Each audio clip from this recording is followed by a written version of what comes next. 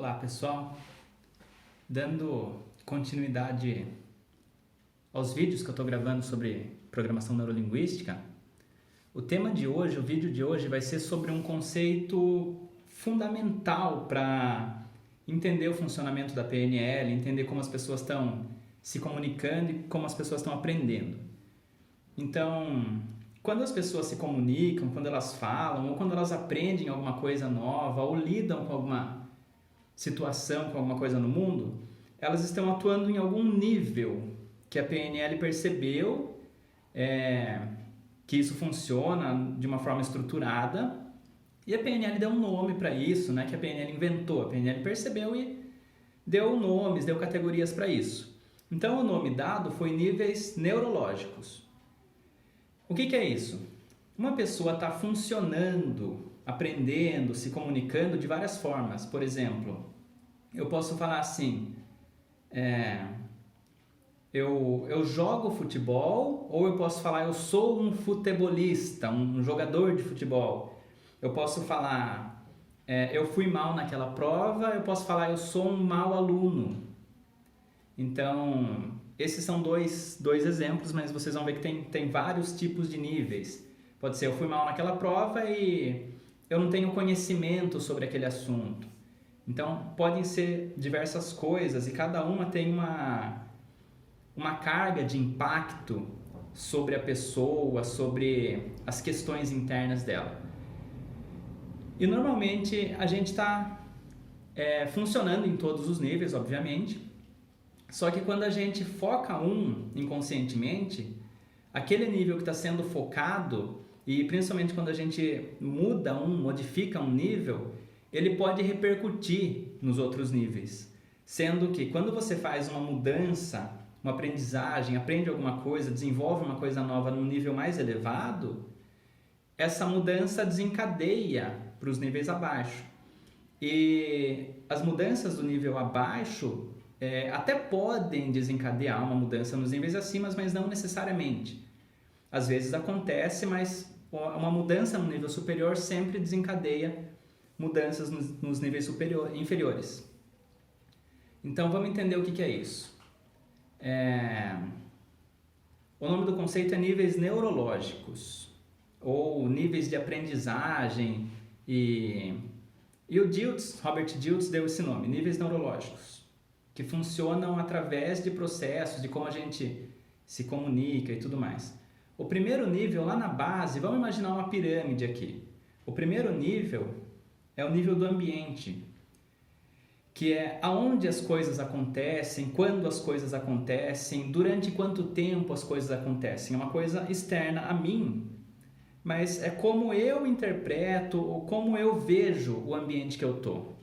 Não é só falar assim, é uma sala de 3 por 4 metros e de tal cor na parede. É assim, o que eu quero fazer, essa sala vai me proporcionar o que eu preciso, o espaço que eu preciso, as condições que eu preciso. Então, como eu estou vendo o ambiente, o contexto. Então, o nível do ambiente se refere ao quando e onde uma situação acontece, um comportamento acontece, alguma coisa está acontecendo. No que se refere à percepção, efetivamente, não apenas ao ambiente físico e tal, e sim como cada pessoa está vendo aquele ambiente num sentido de restrições e oportunidades. Então a pessoa pode ver um ambiente e pode ver, isso aqui é bom, isso aqui vai funcionar, vai servir. Outra pessoa pode ver o mesmo ambiente para fazer a mesma atividade, pode falar, não, esse ambiente não vai servir, não está bom. Uma pessoa pode pegar um espaço de tempo e falar, dá tempo de fazer algumas coisas nesse período de tempo. Outra pessoa pode pegar aquele mesmo período de tempo e falar, acho que não dá tempo de fazer nada. E isso é uma questão interna de cada pessoa. Tem pessoas que trabalham 9 horas por dia, estudam, fazem atividade física e ainda tem tempo para fazer algum hobby. Tem gente que trabalha 9 horas por dia e não faz mais nada, porque não dá tempo. Então, como cada pessoa está lidando, como que cada pessoa percebe as oportunidades e as restrições no que se refere ao nível de ambiente. O próximo nível se refere aos comportamentos.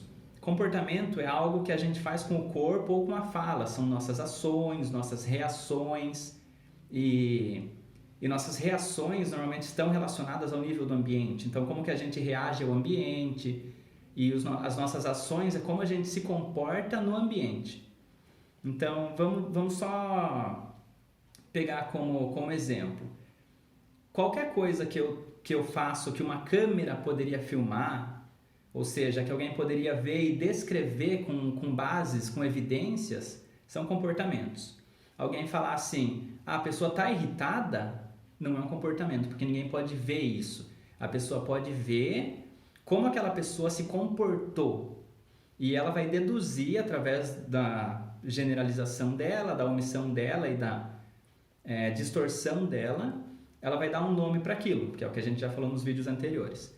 Então, comportamento é algo que a gente faz com o corpo ou com a fala, algo que uma câmera poderia filmar e a gente poderia assistir depois. A maioria dos nossos comportamentos, alguns são reflexos condicionados, igual eu falei, né? Por exemplo, fica frio, o corpo fica arrepiado e tal. Alguns são reflexos condicionados, que são determinados pelo ambiente e a gente não tem praticamente poder sobre aquilo. Aquilo acontece como uma coisa automática, a princípio. Outros comportamentos e ações são motivados por pensamentos, que é o próximo nível agora subindo nessa pirâmide. Então a gente tem ambientes, comportamentos e agora a gente vai entrar no nível de capacidades. Eu tinha falado comportamentos. São motivados por capacidades. Então, as nossas capacidades, os nossos pensamentos interferem nos nossos comportamentos. Como que a gente vai se comportar, como que a gente vai lidar, como que a gente vai se organizar, está relacionado à nossa estrutura de pensamento mesmo, ao nosso raciocínio, à nossa questão mais lógica, mais racional de pensamento. E nesse mesmo nível de capacidade, são as formas que a gente se sente no que se refere a emoções. Então, tudo que se refere até agora a estados internos, pensamentos, emoções, se a pessoa consegue se motivar e tudo mais, são estratégias mentais que aquela pessoa está usando e ela usa esses estados, raciocínios, pensamentos para se comportar nos ambientes. Todas essas estratégias, essas capacidades, são possibilitadas ou restritas pelo próximo nível, imaginando que a gente está subindo na pirâmide, nível de crenças e valores. Valores são coisas que a gente dá importância, coisas que a gente quer obter, ou coisas que a gente quer se afastar. Por exemplo, eu quero evitar a frustração, frustração é um valor. Eu quero ter sucesso, eu quero ter saúde, são valores. Então, valores são aquelas coisas que a gente efetivamente dá importância. Status, qualidade de vida, bem-estar, boa forma, riqueza. São coisas que estão lá nos níveis de valores. E eles nos motivam. Os valores nos motivam. Então, eu falei da motivação quando eu estava falando da capacidade, porque o estado interno de estar motivado está no nível de capacidades, mas ele é acionado através dos nossos valores. E as crenças são algo que determinam como os valores vão ser obtidos ou coisas que a gente toma como verdade. Por exemplo, tem um valor lá, sucesso. Isso é um valor.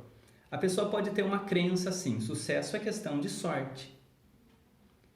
Essa crença vai determinar como a pessoa pensa sobre sucesso, como ela se organiza com relação ao sucesso, quais são as estratégias dela para obter sucesso, para gerar comportamentos nos ambientes.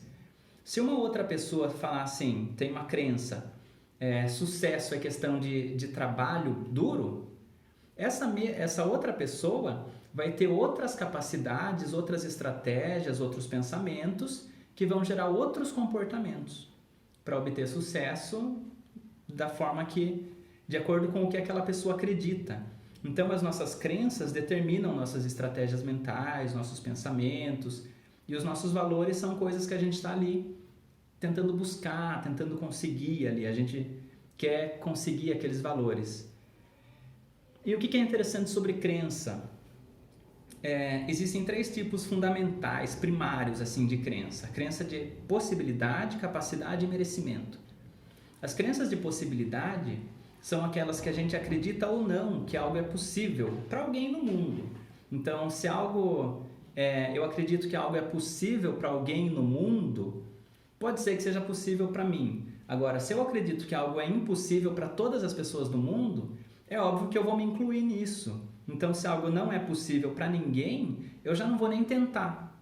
Então, uma crença minha de que algo é impossível vai me deixar ali desesperançoso, eu vou estar sem esperança de conseguir fazer aquilo. Então, quando eu acredito que algo é impossível, a PNL chamou de crença de desesperança. Aí, eu também posso ter a crença de capacidade, que é possível. Isso já acredito que é possível. Agora, será que eu acredito que eu sou capaz de fazer isso?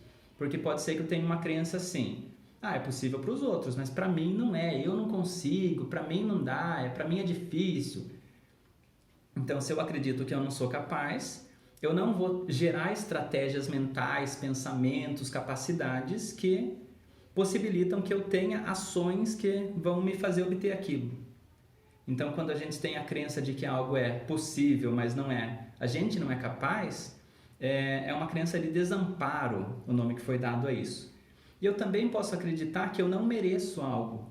Eu até seria capaz de fazer, de entrar em ação, de tomar atitudes com relação àquilo, mas eu não mereço. Então, eu vou fazer algo, eu vou começar a fazer uma coisa, quando está quase dando certo, quase concluindo, eu vou meter os pés pelas mãos e vou fazer alguma coisa que vai dar errado. Porque no fundo eu tenho uma crença ali que aquilo não é para mim, que eu não mereço aquilo, que eu não sou uma boa pessoa, eu não me esforcei o suficiente, então pessoas melhores do que eu não conseguem ter aquele resultado, quem sou eu para ter? Então esse tipo de crença foi chamado de crença de inutilidade. É uma questão mais de autoestima às vezes também. O que é interessante sobre as crenças? Muitas vezes a gente pergunta para alguém assim, você acredita que você é capaz? Você acredita que você merece? E a pessoa responde o que no nível de capacidades ela acha que seria certo. Por exemplo, ela fala, eu acredito que eu sou capaz, eu acredito que eu mereço. Só que ela pensa isso, mas a crença está num nível mais profundo do que o pensamento. Então, muitas vezes a pessoa pensa que ela acredita em alguma coisa, só que no fundo, no âmago, nas entranhas, é como se ela não acreditasse. Pode ser que a pessoa não acredite e fale, não acredito. Mas pode ser que a pessoa fale que acredita, porque no nível de capacidade aquilo tem lógica, aquilo tem todas as questões do nível mais cartesiano, de pensamentos e tal. Só que pode ser que no nível de crenças, ela não acredite naquilo. E muitas crenças, provavelmente 80% do nosso sistema de crenças é inconsciente. A gente não tem consciência das nossas crenças, principalmente as limitantes. E eu tenho um artigo que fala sobre cada nível neurológico, como que ele está influindo na nossa neurologia, no nosso sistema nervoso mesmo. E as crenças estão lá no sistema límbico de emoções. Eu vou deixar na descrição desse vídeo o link para esse artigo, que pode ser interessante, pode complementar o que a gente está vendo aqui. E eu também tenho um outro artigo explicando os níveis neurológicos também. Vou colocar também na descrição. Então, crenças e valores são coisas que eu tomo como verdade. As crenças fazem a gente pensar e agir da forma que a gente acredita, que é possível, que as coisas acontecem e tudo mais. As nossas crenças podem ser sobre a gente, sobre as outras pessoas, sobre o mundo, sobre as coisas de uma maneira geral. E o que acontece muito também? Principalmente com crenças mais no sentido de superstição. Por exemplo, crença não é só coisa religiosa. Quando a gente fala crença, a primeira coisa que vem é a igreja, a religião, Deus. Crença é qualquer coisa que a gente toma como verdade. Por exemplo, eu nunca vou aprender isso. É uma crença. Eu posso aprender qualquer coisa se eu dedicar um tempo a isso, se eu me dedicar. É uma crença também. Qual que você quer ter? Porque a crença vai possibilitar ou não suas estratégias mentais. Agora, olha que interessante. Às vezes a pessoa fala assim, eu não acredito que deixar o chinelo virado vai morrer a mãe. É um absurdo isso. Mas como minha mãe, minha avó acreditava, eu vou desvirar. Então aqui é um bom indício de que essa crença no seu nível de capacidades ali ela não faz sentido e você acha que não acredita, mas se você continua fazendo aquilo, provavelmente uma parte sua tem aquela crença. Então isso é uma rápida demonstração de que as nossas crenças podem ser inconscientes e essa é uma forma da gente testar para ver ali se a gente tem uma crença ou não. Subindo mais ainda lá na pirâmide, a gente chega no nível de identidade. O que é isso? O meu senso de mim mesmo, quem eu sou, quais são meus papéis. Normalmente quando alguém pergunta quem é você, as pessoas respondem a profissão ou a que grupo ela pertence, mas tudo isso está no nível de identidade. E a gente é algo além, algo essencial que a gente não consegue nem dar um nome. Mas o nosso senso de self, a nossa questão de autoestima, a nossa percepção sobre si mesmo, os nossos papéis na sociedade. Então, eu sou engenheiro, eu sou pai, eu sou organizado, essas coisas. Eu sou gordo, eu sou feio, eu sou inteligente, eu sou bonito. Tudo isso são crenças sobre identidade. E elas têm um impacto muito maior sobre comportamentos, por exemplo. Então, uma pessoa que fala assim, eu me alimentei mal no mês passado e ganhei alguns quilos. Ela está falando no nível de comportamento. A pessoa que fala, eu sou gordo, eu sou relaxado, ela está no nível de identidade. Então, o nível de identidade ele vai afetar mais coisas e vai ser de certa forma, um trabalho um pouco mais profundo para gerar uma mudança naquele nível. E aí, quem eu sou, imaginando que a identidade é o topo da pirâmide, ela faz assim, como se fosse um chafariz, e vai para o nível além da identidade. O Robert Dilts chamou de nível espiritual. Também pode ser chamado de nível transcendental, ou nível que vai além da identidade mesmo. Espiritual não se refere a espírito, religião também, se refere a espírito de equipe, espírito de família, estar junto, se sentir pertencendo a um sistema. Então, o nosso senso, a nossa noção de como os sistemas nos quais a gente pertence, a nossa família, o nosso bairro, a nossa cidade, o sistema político, o sistema financeiro, como que essas coisas interferem na gente, como que a gente interfere nesse sistema como um todo. Então, se eu sei que eu mudando um comportamento meu estou influenciando na minha família ou na minha sociedade, é um senso sobre o nível espiritual ali, o nível além da identidade. E o mesmo que isso repercute em mim, interfere em mim. E também pode ser incluído, obviamente, para as questões mais além do físico mesmo. Então, além dessa questão de sistemas, pessoas, né, que a relação entre as coisas, por exemplo, um casamento. Você não é só uma identidade no casamento. O casamento é um sistema. Então, o casamento está no nível espiritual. E uma coisa que uma pessoa faz, estando casada, vai repercutir no casamento de uma maneira geral. Então, essa é uma noção sistêmica. E é uma coisa que vai além do físico, porque não são só duas pessoas, existem mais coisas além. Mas também pode se aplicar, aí sim, a questão de como que a pessoa se sente conectada com algo maior, religiosamente falando, espiritualmente falando, agora no sentido de Deus, de universo, natureza, seja lá qual for o nome que a pessoa dá para isso, agora tá sem o senso da pessoa estar conectada com isso. Mas eu quero focar mais, não que isso não seja essencial e importante, mas eu quero focar que assim, o casamento, a equipe de trabalho está no nível espiritual, no nível além da identidade. E a equipe de trabalho é muito mais do que a soma de todos os colegas de trabalho. A equipe é como se fosse um espírito de equipe ali, como se fosse uma coisa que tem uma certa identidade própria, um certo conhecimento próprio ali, as coisas que acontecem e tudo mais. Então, esses são os níveis neurológicos da identidade. Os níveis neurológicos ou os níveis de de aprendizagem que a gente usa, que a gente fala muito na PNL sistêmica. É interessante, principalmente quando a gente está vendo uma limitação, não está conseguindo fazer alguma coisa ou está com algum problema, identificar em qual nível neurológico está mais aquele problema.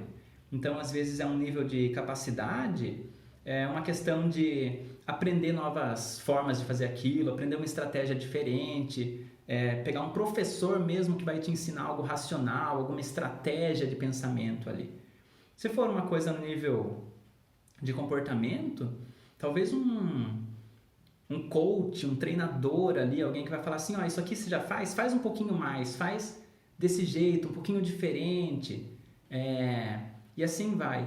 Então, cada nível tem um certo tipo de busca que a gente vai fazer e uma forma diferente de se aplicar aquilo, gerar uma mudança, uma transformação naquele nível.